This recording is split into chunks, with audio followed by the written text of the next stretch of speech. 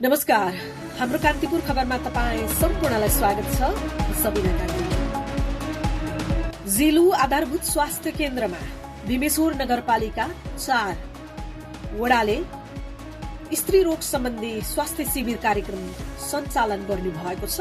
उक्त कार्यक्रम चैत 12 गते भोलि बिहिबारका दिन हुन गइरहेको छ र वडाका स्थानीय महिलाहरूका लागि यो सुनौलो अवसर रहेको कारणले गर्दा सम्पूर्ण स्थानीय वडावासीहरू भीमेश्वर नगरपालिका 4 का वडावासी महिलाहरूले यो सुनौलो अवसरको सदुपयोग गर्नुहुन म हार्दिक अनुरोध गर्दछु।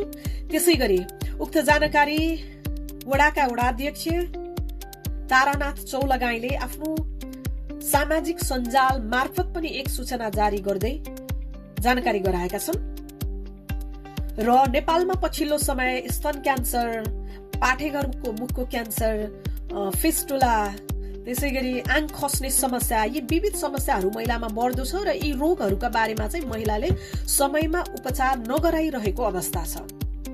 डराउने, हिचेचाउने, त्यसकारण पनि यो आँख खस्ने समस्याहरू, त्यसै गरेर पाठेघर मुखको क्यान्सरका समस्याहरूबाट चाहिँ दैनिकी मृत्यु दर पनि बढ्दो छ। त्यसकारणले सरकारले उपलब्ध गराएका यस्ता स्वास्थ्य सेवाहरूलाई चाहिँ मध्यनजर गरेर यहाँहरूले नलजाइकन, अप्ठ्यारो नमानिकन समयमै आफ्नो रोगको उपचार गराउनु हुन पनि हाम्रो कान्तिपुर परिवार यहाँहरूलाई हार्दिक अनुरोध गर्दछ।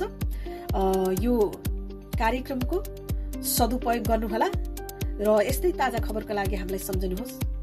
धन्यवाद।